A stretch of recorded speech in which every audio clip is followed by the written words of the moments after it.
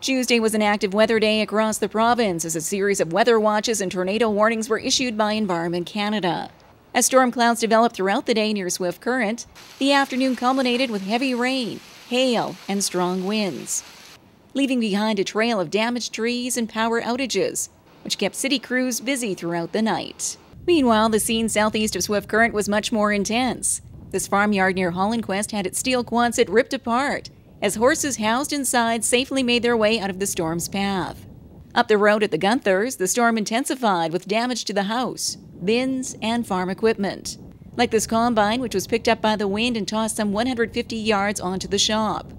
Neil Gunther states the storm hit the area around 6 o'clock and explains what happened next.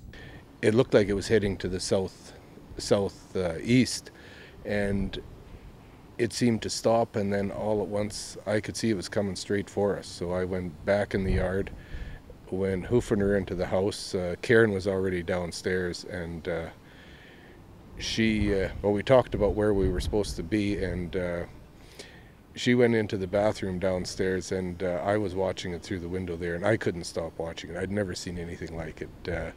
Those poplars, like they're probably 40, 50 feet high, they were bent over, and they'd go right about halfway over, and then they'd come up, and then it seemed like quite a while, but I think it was just a few minutes. Gunther was taken aback when he came out to assess the damage after the storm, as he saw the equipment and bins tossed aside like toys in the yard.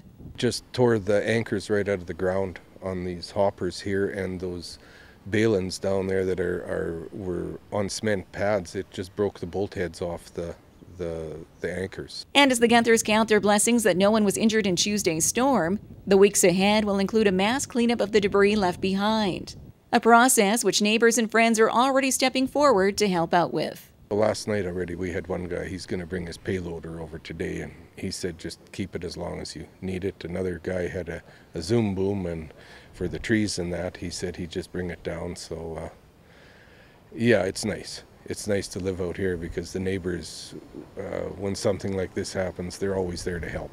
Hollandquest is located approximately 40 minutes southeast of Swift Current.